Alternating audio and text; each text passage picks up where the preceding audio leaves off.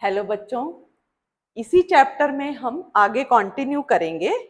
इसका next topic light reaction के बाद हम कंटिन्यू करने वाले हैं बच्चों। अब ये कैमी ऑस्मोटिक हाइपोथेसिस, राइट। तो कल हमने वो पढ़ा था लाइट रिएक्शन के बारे में, उसकी डिटेल्स पढ़ी थी। अब इसमें आगे पढ़ेंगे एटीपी सिंथेसाइज कैसे होता है। हमने उसमें ये तो पढ़ा कि एटीपी सिंथेसिस होता है, लेकिन कैसे होता है वो इसमें पढ़ेंगे इस टॉपिक के अंदर। It was given by Mitchell in 1961, right. NCERT में गिवन नहीं है, बट कर लेना, ये साइंटिस्ट का नाम कई बार पूछ लेते हैं, पता नहीं चलता। अब उसके बाद इसमें हम देखने वाले हैं कि होता क्या है। तो बच्चों पहले इसके नेम को ही देखो, chemo osmotic hypothesis. Chemo osmotic का क्या मतलब है? कैमी मतलब कोई केमिकल होगा नेचुरली, केमिकल का ऑस्मोसिस, राइट। तो यहाँ पे हम वही देखेंगे, ऑस्मोसिस क्या होता है? मेम्ब्रेन के अक्रॉस। तो इसमें क्या है, केमिकल क्या है और कैसे वो मेम्ब्रेन के अक्रॉस मूव करता है, that is called as osmosis. तो यहाँ पर केमिकल का मतलब एच आयन होते हैं, एच आयन, तो यानी कि प्रोटॉन्स। तो वो जो और ये भी पढ़ा है तुमने, ऑस्मोसिस कब होता है? जब कॉन्सेंट्रेशन ग्रेडियंट है। तो एच आयंस का ग्रेडियंट कैसे प्रोड्यूस होगा और वो कैसे एटीपी प्रोड्यूस करने में हेल्प करता है, इस टॉपिक में हम यही पढ़ने वाले हैं, राइट। तो चलो, this hypothesis explains the mechanism of phosphorylation. ATP synthesis is linked to the development of proton gradient across the membrane. इसीलिए इसको कैमी ऑस्मोटिक हाइपोथेसिस का नाम दिया गया है। During photosynthesis, proton, that is H ion, accumulate in lumen of thylakoid. कैसे, ये भी हम पढ़ चुके हैं, कैसे कैसे आगे पढ़ेंगे। जब फोटोलिसिस ऑफ वाटर होता है तो ल्यूमेन के अंदर ये एच आयन एक्यूमुलेट होंगे। But in mitochondria proton accumulate in intermembrane space. एक तो यही क्वेश्चन आ जाता है कई बार, आपको बोर्ड एग्जाम में भी आता है कि प्रोटोन ग्रेडियंट माइटोकॉन्ड्रिया में कहाँ होता है और क्लोरोप्लास्ट में कहाँ। क्लोरोप्लास्ट में ये होता है थाइलेकॉइड के ल्यूमेन में, और माइटोकॉन्ड्रिया में इंटरमेम्ब्रेन स्पेस के बीच में होगा। यहाँ पर तो मैट्रिक्स है, यहाँ नहीं होगा, यहाँ स्ट्रोमा है। तो यहाँ मेनली एक्यूमुलेट नहीं होंगे, एच आयंस होते हैं लेकिन एक्यूमुलेट होते हैं ल्यूमेन के अंदर, इसके थाइलेकॉइड के ल्यूमेन में, और यहाँ पर एक्यूमुलेट होते हैं इंटरमेम्ब्रेन स्पेस में, दोनों मेम्ब्रेन के बीच का जो स्पेस है उसमें। तो बच्चों अब ये देखेंगे हम आगे क्या है। ये मैंने एक क्लोरोप्लास्ट ड्रॉ किया हुआ है पूरे बोर्ड पर जो देख रहे हो आप। ये उसके अंदर एक ही थाइलेकॉइड दिखाई हुई है मैंने, एक थाइलेकॉइड। तो आपकी एनसीईआरटी में ये थाइलेकॉइड को निकाल के ड्रॉ किया हुआ है। बस मैंने यहाँ पर कोशिश की है थोड़ा बेटर अंडरस्टैंडिंग देने के लिए। क्लोरोप्लास्ट के अंदर ये थाइलेकॉइड पड़ा है और थाइलेकॉइड के बाहर का पोर्शन सारा स्ट्रोमा है, और ये थाइलेकॉइड का अंदर वाला पोर्शन ल्यूमेन है, और ये थाइलेकॉइड की मेम्ब्रेन है। जैसे प्लाज्मा मेम्ब्रेन होती है ना, जैसे क्लोरोप्लास्ट की भी मेम्ब्रेन होती है। क्लोरोप्लास्ट भी डबल मेम्ब्रेन ऑर्गेनेली है, यहाँ मैंने सिंगल दिखाया हुआ है। तो similarly outer membrane, inner membrane, ये दोनों होती है इसके अंदर, ठीक है। तो इसमें देखो बच्चों क्या क्या है, जैसे कि हम पहले भी पढ़ चुके हैं, थाइलेकॉइड के अंदर PS1 और PS2 प्रेजेंट होंगे, फोटो सिस्टम्स प्रेजेंट होंगे, फोटो सिस्टम यानी PS1 PS2। इसके अलावा इलेक्ट्रॉन ट्रांसपोर्ट सिस्टम प्रेजेंट होगा।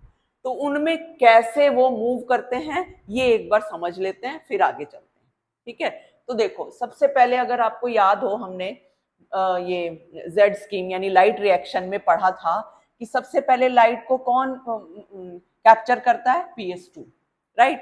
तो PS2 के इलेक्ट्रॉन एक्साइट होकर के फिर उसके बाद इलेक्ट्रॉन एक्सेप्टर कौन गेन करता है? यहाँ पर प्लास्टोक्विनोन के पास आएंगे through that electron acceptor, that is pheophytin, जो यहाँ पे नहीं दिखाया हुआ है, यहाँ हमने दिखा दिया है सीधा plastoquinone. Then plastoquinone to cytochrome B6F, then plastocyanin, then PS1। In the mean time यहाँ हम देखेंगे हाइड्रोजन ग्रेडियंट कैसे आया, ये देखने वाली बात है बच्चों। ये देखो, तो यहाँ पर जब इलेक्ट्रॉन प्लास्टोक्विनोन के पास आए तो प्लास्टोक्विनोन ने क्या किया? स्ट्रोमा के एच आयंस उठा करके इसने प्लास्टोक्विनोन को रिड्यूस कर दिया। ये देखो, इस reduce form of plastoquinone is called as PQH2, right. तो ये रिड्यूस हो गया। फिर उसके बाद फिर ये वापस से PQ में कन्वर्ट होने के लिए H आयन भर देता है यहाँ पर, किसमें, ल्यूमेन में। इसका मतलब प्लास्टोक्विनोन क्या करता है, यहाँ से चोरों की तरह यहाँ से उठाता है H आयन, यहाँ देता जाता है, यहाँ से उठाता है, यहाँ देता जाता है। तो रिजल्ट क्या है इसका, यहाँ पर स्ट्रोमा के अंदर H आयन कम होते जाएंगे और यहाँ पर इंक्रीज होते जाएंगे, क्योंकि यहाँ से उठा के यहाँ से चोरी कर करके यहाँ दिए जा रहे। ठीक है, तो एक तो तरीका ये हुआ H आयन के ग्रेडियंट का तैयार होने का, यहाँ एक्यूमुलेट होंगे, यहाँ कम होते जाएंगे। अब उसके बाद देखते हैं नेक्स्ट। इसके अलावा H आयन्स और कहाँ कैसे होते हैं, आपको पता होगा, फोटोलिसिस ऑफ वाटर कहाँ होता है, ल्यूमेन के अंदर। ठीक है, तो ल्यूमेन के अंदर जब फोटोलिसिस होगा, इलेक्ट्रॉन्स को तो ये पिक कर लेता है, फोटो सिस्टम 2 में चले गए, H आयन इसके अंदर एक्यूमुलेट होते रहेंगे, एक ये होगा। अब आइए नेक्स्ट। अब ये देखो प्लास्टोसाइनिन से जब ये PS1 में आएंगे इलेक्ट्रॉन्स, तो ये जाते हैं फेरिडॉक्सिन के पास, राइट। मैं एक चीज और दिखाना चाहूंगी, यहाँ पे नहीं दिखाया हुआ है, फेरिडॉक्सिन के से ना एक और ये FNR, यहाँ पर ना कैसे दिखाऊं, FNR ऐसे यहाँ दिखा दे, FNR इसके साथ अटैच्ड है। FNR बच्चों क्या है, फेरिडॉक्सिन NADP रिडक्टेज एंजाइम। अगर आपको आप मेरी पिछली वीडियो देख लेना, उसमें मैंने मेंशन किया हुआ है कि जो NADP रिडक्टेज एंजाइम है इसके मेम्ब्रेन के बाहर की तरफ प्रेजेंट है, यानी यहाँ फेरिडॉक्सिन के साथ लगा हुआ है इस डायग्राम में, तो यहाँ दिखाया भी हुआ, ये FNR है, ये वाला जो देख रहे हो ना, जस्ट अ सेकेंड इससे दिखाती हूँ, ये FNR है बच्चों। क्लियर नहीं दिखाई दे रहा इतना, मैंने यहाँ दिखा दिया है, इसके साथ लगा होता है FNR, उतना क्लियर नहीं है उसमें, तो यहाँ FD के साथ लगा होता है FNR, इसके साथ अटैच्ड है ये, इसके साथ। ठीक है, तो इसको बोलते थे फेरिडॉक्सिन NADP रिडक्टेज एंजाइम, जो क्या करेगा, ये इसको NADP को रिड्यूस कर देगा NADPH में। तो इसमें भी देखो यहाँ के जो H आयन है वो NADP यूज करता रहेगा NADPH बनाने के लिए, तो यहाँ फिर से लो हो गया। ऐसे स्ट्रोमा में लो होती जाएगी कॉन्सेंट्रेशन और ल्यूमेन में इंक्रीज होती जाएगी। ठीक है, एक तो ये बात याद रखनी है।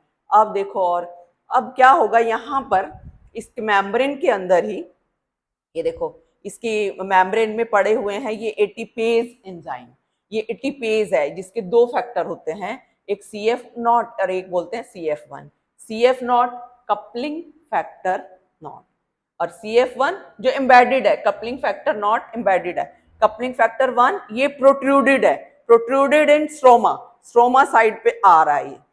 तो यहां से H आयन इसमें से पास करते जाते हैं H आयन, और ये बनते जाते हैं ATP, राइट। तो इसमें से H आयन आते जाएंगे और इसमें ये ATP बनता जाएगा। एक और चीज, जब ये लाइट रिएक्शन होती है तो आपने पढ़ा था ऑक्सीजन भी रिलीज होती है, ऑक्सीजन आ जाती है क्लोरोप्लास्ट के बाहर।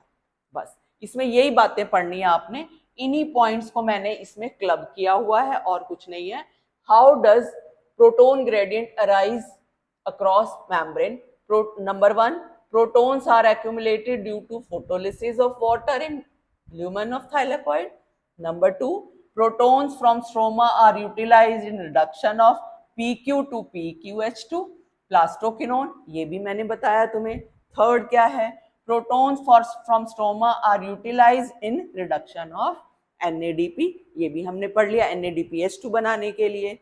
Now increase in number of protons in lumen and decrease in proton in stroma leads to proton gradient across membrane.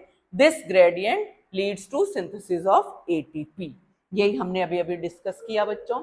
So chemiosmosis requires a membrane, a proton pump, a proton gradient, ATPase enzyme, and synthesis of one molecule of ATP needs passing of 3 H ion across the membrane. एक ATP बनाने के लिए 3 hydrogen ion चाहिए, right. So the light reaction generates ATP, NADPH and oxygen. तो आपने पहले भी देखा है, ये जो दोनों है ATP एंड NADPH, जिनको हम एसिमिलेटरी पावर्स भी बोलते हैं, these are utilized by dark reaction for carbon dioxide fixation and oxygen is released. तो इसके साथ ही हमारा ये केमी ऑस्मोसिस खत्म होता है। नेक्स्ट टॉपिक हम पढ़ेंगे डार्क रिएक्शन, जो नेक्स्ट वीडियो में पढ़ने वाले हैं। Thank you. वीडियो पसंद आई हो तो लाइक करो और मेरे चैनल को सब्सक्राइब करो।